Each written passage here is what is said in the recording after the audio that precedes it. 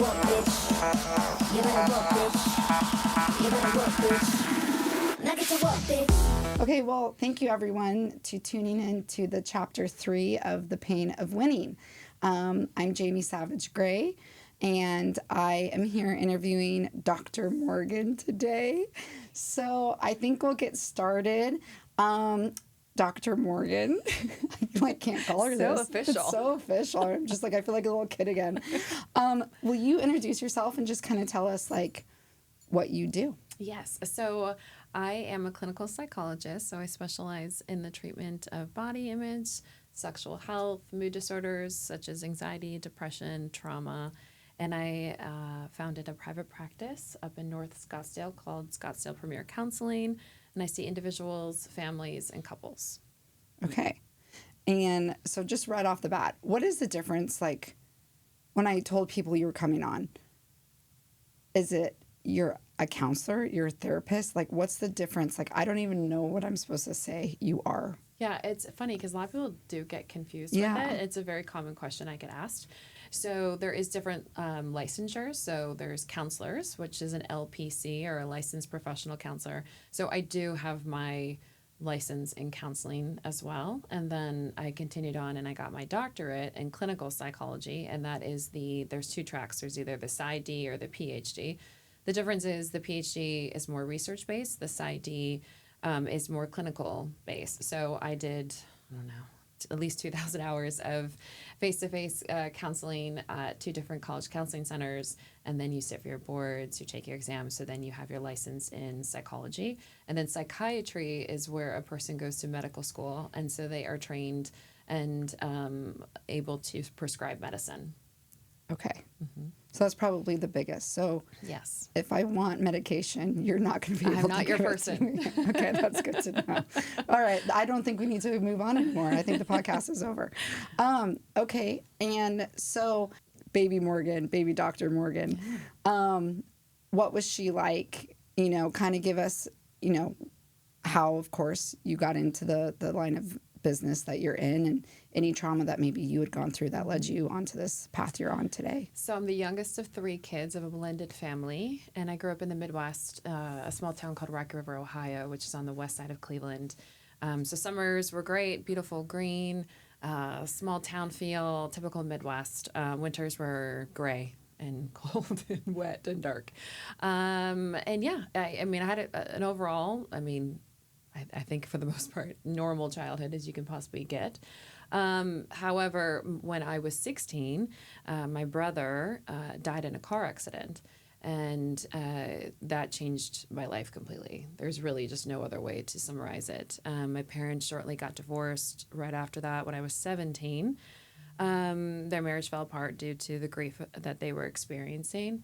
And so by the time I was 18, I just knew I had to get out. I had to leave. So I left and went to school in Florida and did the whole sorority drunk girl thing. I don't know. Which sorority? Are we allowed to say? Delta Gamma. We knew this because I'm a DG. Yes, that's right. That's right. Oh, that's right. It's and then I came back home and went to graduate school, and there was just so many things going on with, when you lose their only son, so much pain, so much hurt. Both my parents remarried, lovely step-parents, and then that's when I moved out to Arizona because my dad and my stepmother happened to have a place out here, and so I was like, this is fabulous. This is so fun. And then I just came out here and lived here from there. So now, it's got to be interesting now in the line of business you're in, looking back at what really transpired when your brother passed away. Yeah. Do you feel like prior to the passing, your parents had a solid relationship, or were there bumps and hurdles and this was just kind of icing on the cake that broke them? Because I find it fascinating when there is loss or devastation like that, the couples that get through it and the couples that are just like this, I can't. That's a great question. So, no, they did not have a solid foundation in their marriage. They were high school sweethearts themselves. And so they had been through a lot, for years and years of hurting one another. Lots of infidelity, financial control. My mother was a stay-at-home mom that really wasn't respected. And so it was very apparent to me that I did not want the setup that my parents had. I remember very clearly my father giving my mother, allowance on the kitchen counter, every Monday. And that was what she was allowed to use and allowed to spend. And there were times where, we were struggling, meaning my mom and us three kids, and my dad was just off, doing what he was ever doing. So I spent a lot of time on my own, knowing what I know now, looking back and having done a lot of my own therapy. I definitely was raised by the community. I was looked out, for, and I was taken care of by a lot of older people, and just always everyone was very protective of me. I never had anyone take advantage of me. I was really loved by so many wonderful teenagers and friends of my brothers and my sister. So I never felt that I was alone, but I was definitely dropped off at the country club at 7 a.m. and picked up sometime around 7 p.m. And I waved to my dad, who was living on the golf course, living his best life. And that was pretty much my life. I mean, I just grew up as a country club kid. Let's shift kind of into the job in general. Have you had the time to really reflect on the big shift prior to the pandemic as opposed to post-pandemic, where people's mentality is maybe, you're seeing the same clientele that you saw before and how it's shifted the struggles through the pandemic, coming out of the pandemic. I think obviously mental health has come to the forefront through all of this, which I think is obviously a really good thing and something to be celebrated coming out of such a tragedy. But yeah, if you can reflect on any patterns you've seen or things you've learned or... So during the pandemic, I never stopped. So I worked the entire time. In fact, I'm pretty sure 2020 was my highest grossing year. Wow. So it was interesting dynamic because my husband was staying at home with the kids, and then I was the one leaving every day for work and going to my office. So I didn't really experience so much as a shift because everyone was still needing support and therapy. I definitely got more clients during that time. And I would say their biggest challenges was how to navigate their children, for moms who were seeing changes in their kids or, were missing family members, or there was a lot more drinking. So yes, but I didn't see too much of a shift because everything stayed the same for me and it just was more, to be honest with you. Now, did it shift your practice, your business in a good way from, now do you do a lot more online, sessions as opposed to in person? Did that shift? Were there a lot of people that didn't feel comfortable meeting in person that started meeting with you, over video and still do to this day? Or what did that look like? There's a tendency for people to...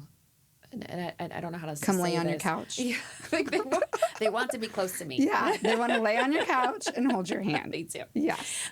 So yeah, there was. Obviously we were a lot, telehealth, and it normalized telehealth for sure. It made it very convenient, and then the restrictions were lifted off as well. So with my license, I can only see individuals that are in Arizona, because it's licensed state by state. And so the board lifted that. So you could see anybody anywhere. And so there were times where I was seeing people in London or California or Ohio. So is that still lifted? Nope. Let's talk about that. Obviously, I understand when it's, commercial real estate, right? I should be licensed in every state that I practice in. There's different rules, there's different regulations, different product type. Mental health is mental health, regardless if you're struggling here, you're struggling over in London. So what's the catch there? So it's about resources. So if there was an ethical issue of safety, and so if my client's in London, how am I going to make sure that they have the resources there to help them if they're suicidal? And so what our ethical board suggests is making sure that they have those people there that are close in proximity to them so they can help them with their mental health instead of seeing someone that's across the ocean or in their state. So it's one of the things I always have to ask first, because my Instagram is a popular Instagram. People will be like, I want to work with you. And I'm like, well, where do you live? because I'm only in Arizona, so I can't work with you if you're outside Arizona. Okay. Yeah. And then do you have to have, like, you can only do this so many hours a day, right? And you have to put your own boundaries. Like, how does that work? How do you, like, turn people away? Like, do you refer them out? Like, or you feel very, connected to them, so you're willing to take them on and squeeze them in? Like, how do you run that when it's such an intimate job? So now most of my clients come from referrals, or they'll find me on Instagram sometimes. And yes, I've had to refer people out. I'm not the right fit. They need a different style. I'm just too busy. Or they'll wait. I mean, I've had people wait to get in, and just say, no, I want to work with you. You're the person. I'll just put me as soon as you can. And so I do a pretty good job of getting people in, as let's say within a month if they are waiting. And I'm really good at just managing my time. I mean, I know what the session is what we need to do, what we need to focus on. I don't like wasting people's time. I don't like my time being wasted. It's like my biggest pet peeve. So I want them to get something out of their therapy session. And yes, sometimes therapy sessions are rapport building. So we get to know each other. There's a comfortability. There's a safety that is definitely built. But other times there's lots of things we're diving deep into. Now, are there, and not to make light of it, but are there times where you're like, I'm firing you? Like, you literally aren't able to handle what I'm trying to tell you. You're not being open. Am I not allowed to ask this? Because she's chuckling. No, so I like this. I'm laughing because I literally was thinking this yesterday. I was meeting with someone and they're a wonderful person. And I just got to the point, I'm like, what are we doing? Yeah. What are we doing here? Because I keep saying the same thing over and over and I feel like I'm not being heard. So is it that I'm not communicating in the way that you have ears to hear? Do we need to take a different approach? You obviously are resistant to this, intervention, these tools, because it's like the same thing over and over. End? They're like, he's no, like, no, you're no. right. I'm not. I mean, he's Okay. like, yeah, I'm not. I'm scared and I'm afraid and I don't want to hurt their feelings. And I'm like, fuck their feelings. Like, what about yours? Like, let's go. Let's do this. So yeah, I mean, I work with the resistance. Do you give tough love like that? Oh, yes. You do. Yes. Spicy Dr. Morgan over here.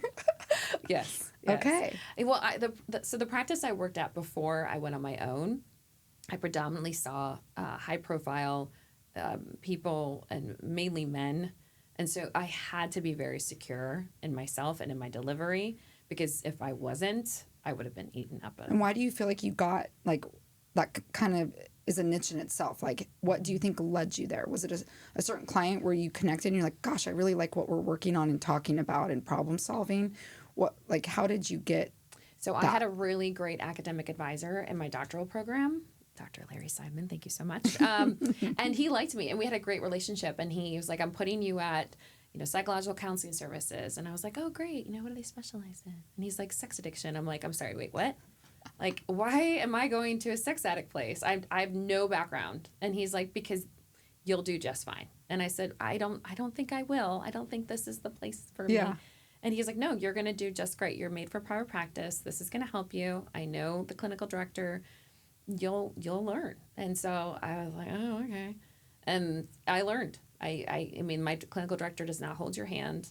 He, gives you a schedule. You kind of follow it around and you sit there and you observe and you watch, like a shadow therapy between the therapist and the clients. And then I had to have very clear boundaries right away.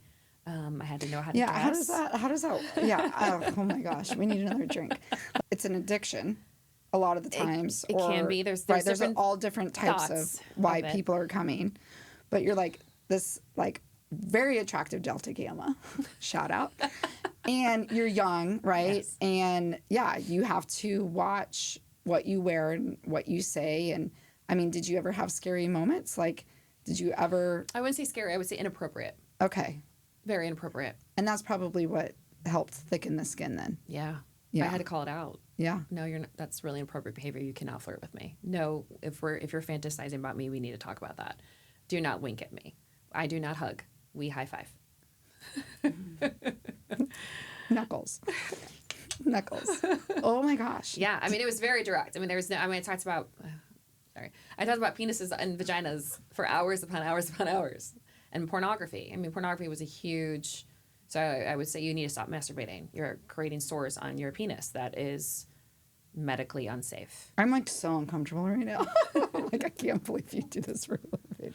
Okay, well, yeah. I mean, Yes. So everyone's got their thing, I guess. So yeah, I had to learn really quickly how to be okay talking about Yeah, sex. yeah. And I learned. I had my 3 babies there, and I learned that men have plenty of sexual fantasies about pregnant women. So that was new for me. And I remember my clinical director being like, "Nothing's off limits," because I was like, "Hey, I feel like he's flirting with me," and I'm like, "But I'm pregnant," so I'm like, "I don't know." It's like nothing's off limits. Oh, okay. You're like, yeah, keep on learning. Yeah, keep on learning. So what is like an ideal client for you? Like where are they along their journey? And I don't have one. I think everyone that I'm seeing now, regardless of what they're coming in with, is my ideal client. I know what people. So in therapy world, you have this like feeling that can come up when you're sitting across from somebody, and it can be like frustration. It's called transference or countertransfer. So transference is basically like you're projecting your, let's say with the man that I was working with the fantasies. So he's projecting his fantasy like onto me, and then countertransference is like I'm projecting my issues onto him. So a long time ago, when I was still in training mode at the previous practice I worked at, I noticed that I was working with a lot of women that were in marriages or relationships where they were being emotionally abused, verbally abused, taken advantage of, helpless.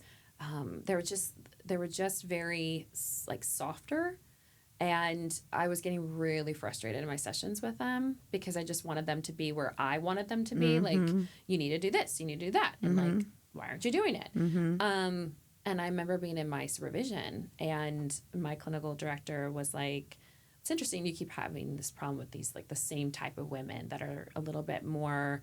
I'm not going to use the word weak because they were definitely not weak, but just more subservient. Yeah. And so I said, "Yeah, I just don't know what's going on." And he said, "Well, when were you helpless?" And I was like, "Oh, me? No, I'm good. I'm not helpless. What are you talking about?" He's like, "You need to do some work.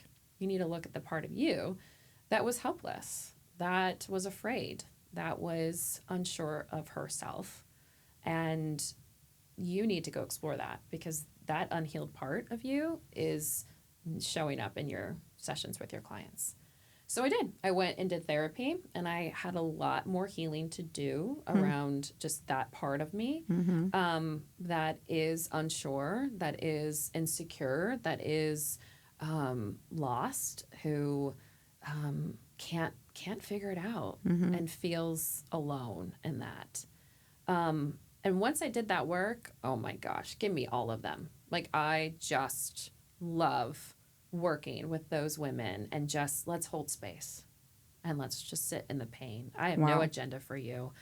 We can take and all the time that you need, and I'm here for you, and I'm in the thick of it with you. And so I don't have an ideal. I think the parts of me that do get activated, I'm like, well, that's like I need to look at that. That's not really about them. That's about me.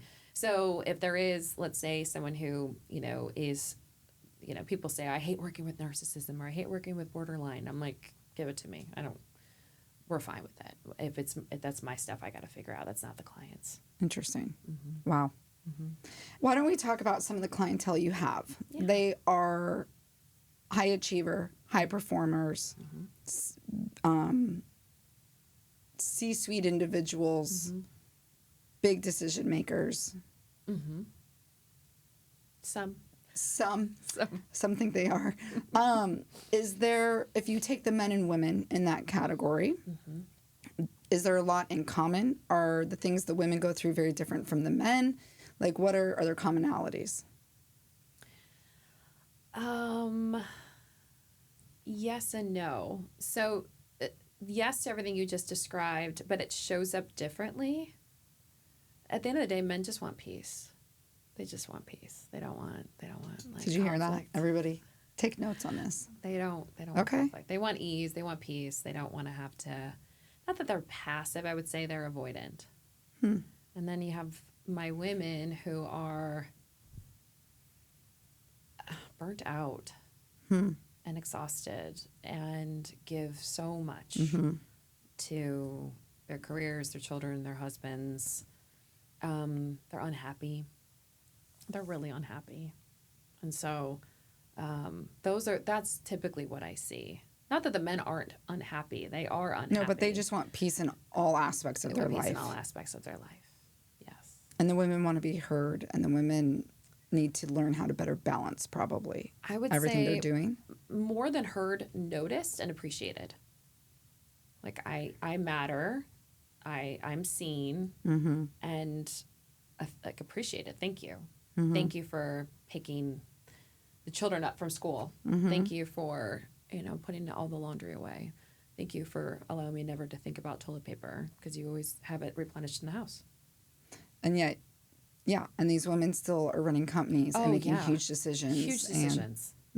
Running multiple companies, a lot of them too, not just one. I mean, multiple. What do you think that disconnect is?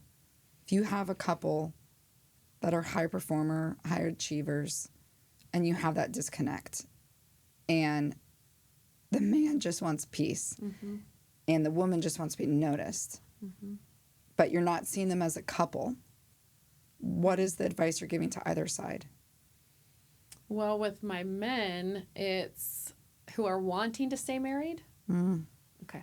I just want to make sure I love this. I want to know all of it. Let's go. So the men that are wanting to stay married, I'm like, you're amazing at what you do, but you really suck in marriage. And you've gotten all of your validation through your work and through your financial success and achievements, which is good for you. That's where you feel like you matter. But you don't know how to communicate. You don't know how to hold space for her. You two are roommates, and she's feeling unseen, unsupported, and taken advantage of. And so you have to work on how to have emotional intimacy. The men that I see really struggle with emotional intimacy. They don't. And is that just how they're built? Like what is that? Yeah, I think for some of them, I mean, they have their own trauma. They had to be responsible at a very young age. They had to be leaders. They were thrown into situations where they had to take it on. They had to be high achieving. And so they don't know how to talk about their experience, nor do they turn to their wives about their day. Like, I hear more about their day. Why?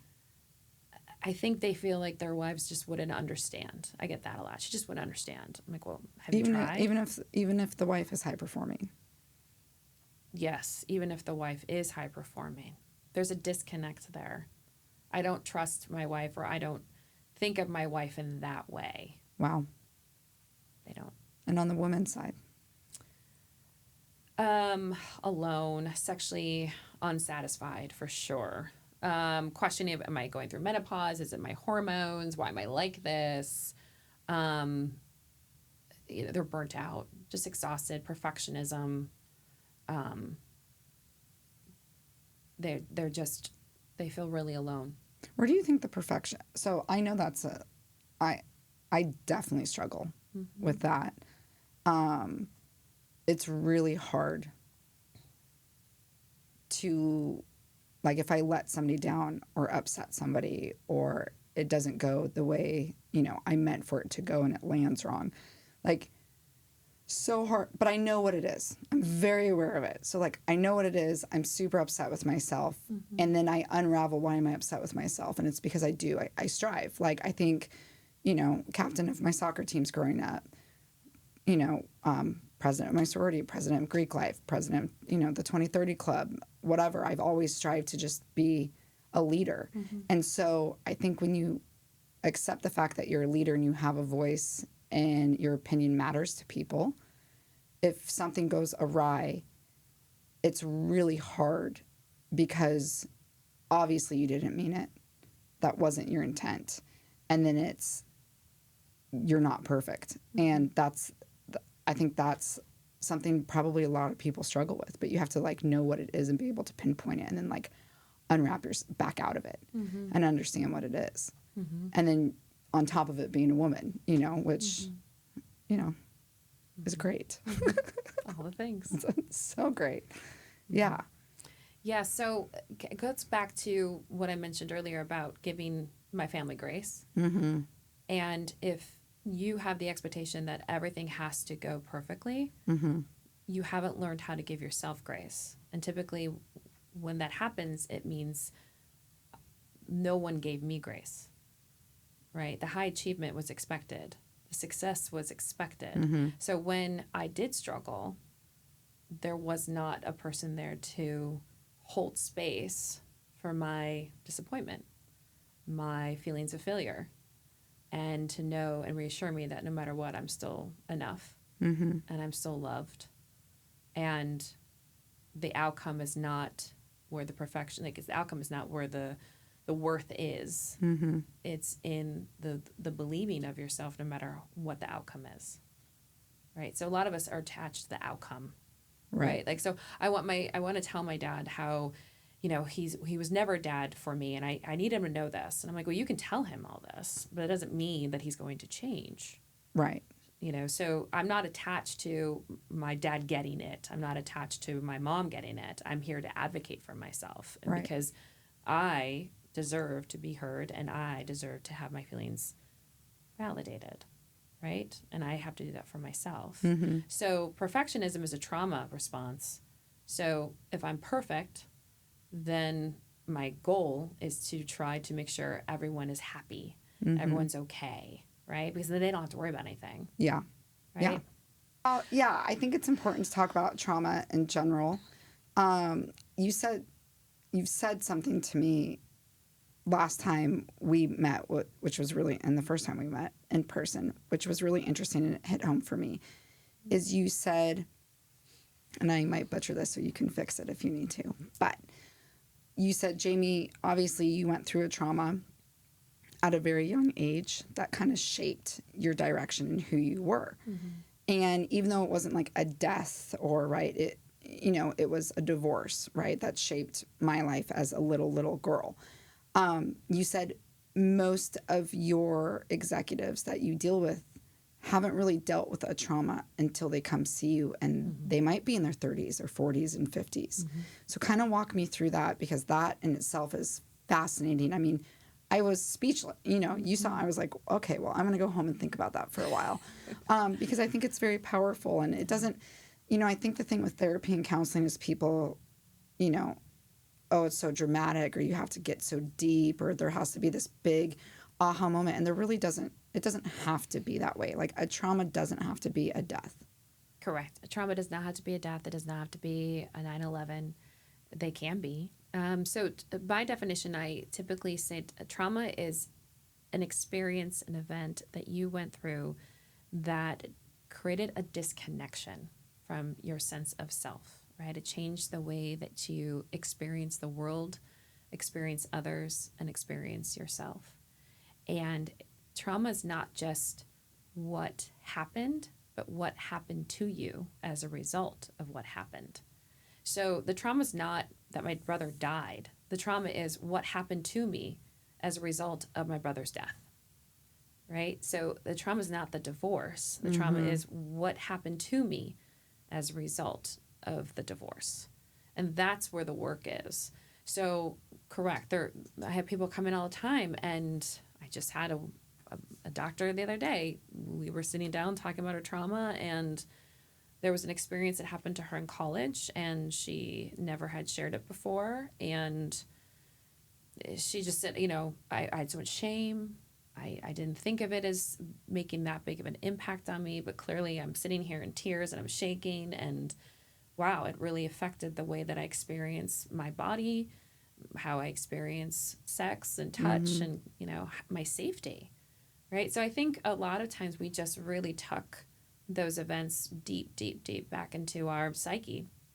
And until we are safe and in a place where we're able to talk about them, they'll stay tucked. So is that harder to like unpack something like that with a client if they're coming to you for the first time in their 40s and 50s, and they're like had their first big aha moment of trauma. Obviously, there's stuff that's happened along the way, as opposed to having a trauma that you understand at a younger age, having some therapy and moving on, right? Like, Well, typically it's both. okay. So I'll have someone who knows, yeah, my parents got divorced and this is how it affected me. And then, oh, when I was 25, I went through this really bad experience with a coworker, and I didn't really think of that as something that affected me. So I typically have both because we have, I mean, numerous traumas. And I think that was a big aha moment for myself, is that after my brother died, like I thought, okay, I'm good. Like God gave me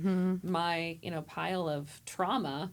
I'm good. And I was so wrong about that, because there's been many traumas after losing my brother at 16.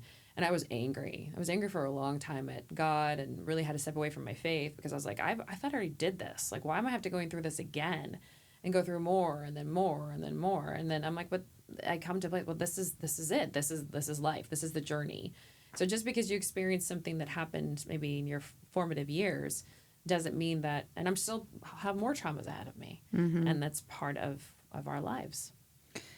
How do you deal with, the people that kind of bah humbug therapy and counseling, and, like, what would your pitch be to somebody if somebody's watching right now and is like, I don't believe in therapy. I don't believe. It's not for you. I don't need you. Touche. Okay. Boom. We Next. just set a boundary. A hard boundary. I don't. They're not. You're like, they're it's not my people. my job to make. No. Yes. It's not my job to convince you. It's not my job to solicit you. It's not my. Okay. Yeah. Let them. I mean. Yeah. Okay. Let them.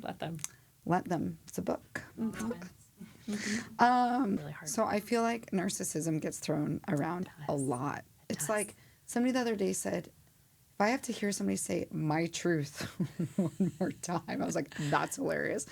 It's kind of like narcissism. Like, everybody is like, he's a narcissist, she's a narcissist. That's, like, are we all? Is it like we're all kind of on the narcissistic spectrum? Like, Yeah. And I'm assuming so.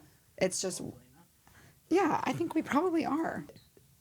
What really is it? 'Cause people just use it like it's the new popular word of the century. Yes. So narcissism is a trauma wound. It's out of an attachment wound specifically that's related to our primary caregivers, where our needs were not getting met. And so we really had to rely on ourselves and think only about ourselves, because no one was there to do that for us. Okay, so you mentioned earlier that's kind of how you were. Yeah. Okay, so what's that balance?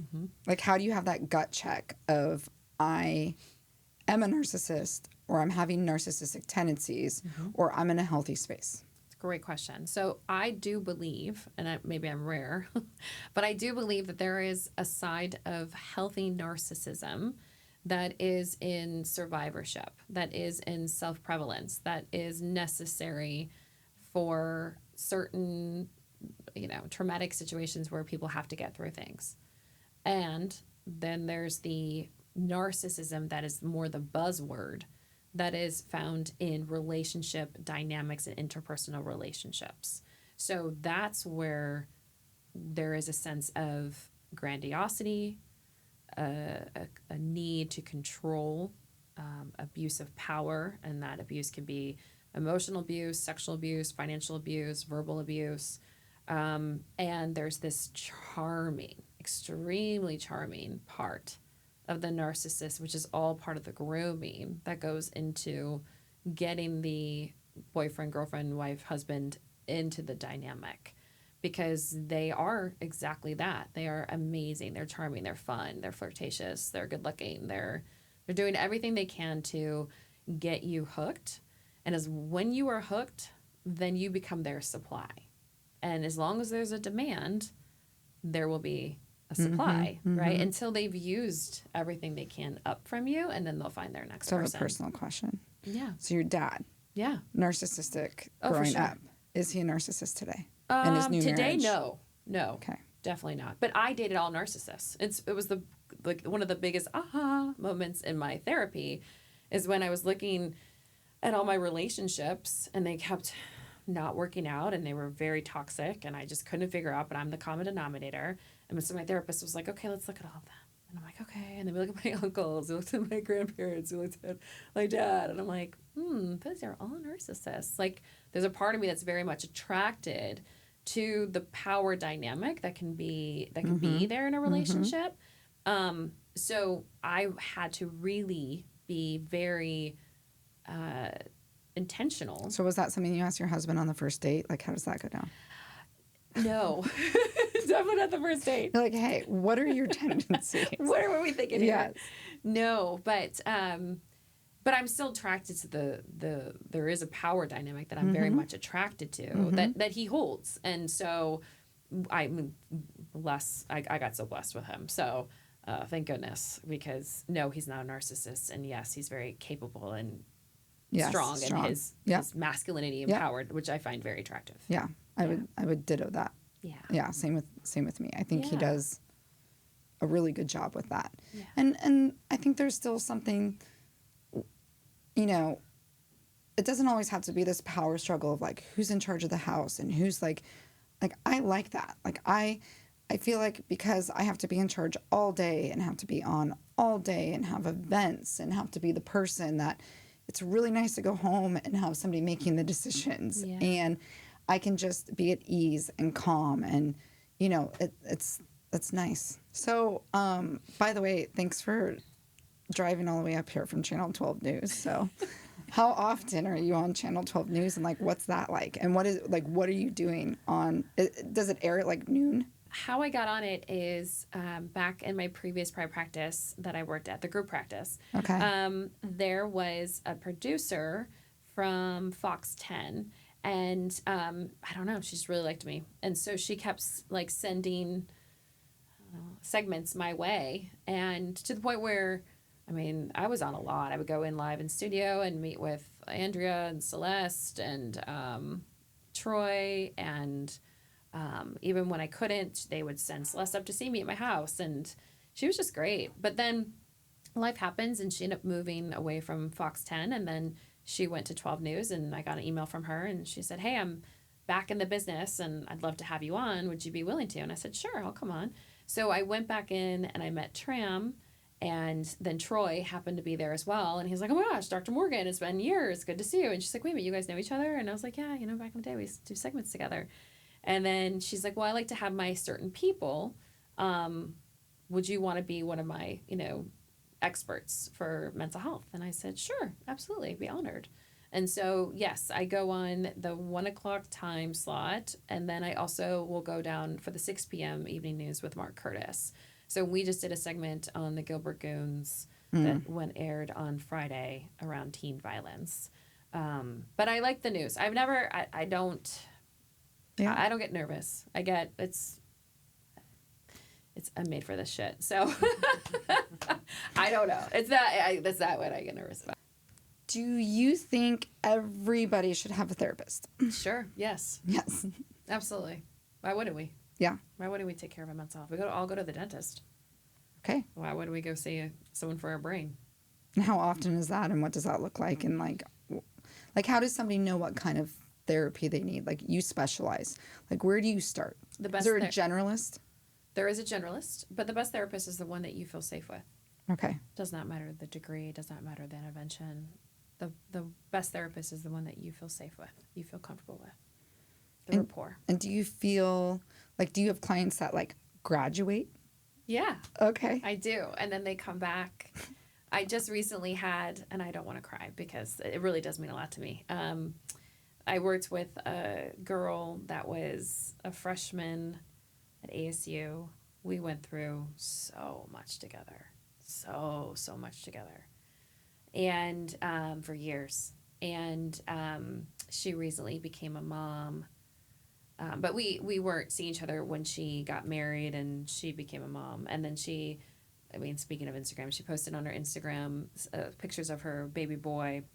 And then there was one of her holding her baby boy. And she said, I wouldn't be the mother I am today without Dr. Morgan Francis. Oh. And I just, I was like, 5 in the morning. I just lost it. I was like, oh my gosh. Like it just was, I honestly, like I screenshotted it. It will always mean the world to me. And she'll always be so special to me because I love her. Yeah. I love her very, very much. And so, yes, there are certain people that graduate, but that I will always remember and they will always be very special to me. And she's one of them. That's amazing. Yeah. That's truly amazing. Yeah. Very blessed. And that's amazing that she can say that out loud and socialize that. Yeah. You know? Well, and it was, I was up in Payson. We were going up to our cabin and I always stop at the Dutch Bros there. And I was in the drive-thru and I'm getting my drink. And this woman goes, "Are you a therapist?" I'm like, this is an odd question to ask. Like in the drive-thru of, can I get my oat milk latte? And I said, yes. And she goes, "Oh my gosh, I follow you. You're Dr. Morgan Francis." And I said, yes. And she goes, "I just want to tell you, you've changed my life. And it's because of you that I went to go get therapy. And I've healed a lot of my traumas through what I went through with my mom. And I'm really working hard at becoming the best mom for my little girl." Oh. I mean, talk about, I'm just looking at her like, oh my gosh. And I'm like, thank you. That is so humbling. Thank you so much for telling me that. Of course, I pulled over to the side of the road and I'm like, oh my God, I just got recognized in Dutch Bros, wiping my tears. And then I did talk about it on my stories. And then, I had a lot of people be like, "She loves you. And we hear all about you in Dutch Bros. And she'll share the things that you share." And, it's just things like that. That's amazing. That really, you just never know who you're helping. And that's always why I'm always like, yeah, I'll talk about mental health and, come on a podcast or, whatever it is, go live on my social media because you just never know who is going to see it and who it's going to benefit. No, and I think that, that's important, I think that's really, really important because that's the world we live in. Well, we need support around our mental health, right? I mean, not everybody has access. Not everybody can afford therapy. Not everybody has the resources to financially continually go to therapy. So why wouldn't we normalize it? Like, why wouldn't we give resources and information that's out there, to help others that may be having a really tough time?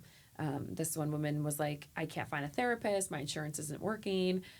I went on my network listserv, found her three therapists, and now she's got an appointment with someone, and she's, suffers from an eating disorder, and she's got a son, and she's like, "I'm just trying to save my life so I can be alive for my son." I mean, how can I say no to that? So, there's so many things that I hear through my account where I have no idea that I'm helping strangers that I've never met, and yet there's so many people that need support around their mental health. Yeah. That probably just get on your Instagram and scroll through and it's really fascinating. So I do. I love my clients can graduate. They can come back. I always tell them, once you're a client, you're always a client. You can come back. I mean, I had a girl, again, freshman at ASU, saw her all through her college years, lived in Boston. She's a career woman. She's amazing. She's 20 something now, almost probably in her 30s. She's like, "Hey, I found you on Psychology Today. Can I come back and see you? It's been forever." And I was like, absolutely. So I was just, seeing a client I haven't seen in forever. And it was just great to hear all the things that she's up to. Yeah, sign off. I have to sign off? Yeah. Am I ready to sign off, Ricky? Yeah, you do. Okay. I'm going to sign off. So thank you for joining Dr. Morgan and myself on Chapter 3 of, what is it called again? On the Rocks. On the Rocks. The Pain of Winning. We might be changing that. Anyway, thank you. Bye. Amazing. It's so funny when you take these off. Oh, God, yeah.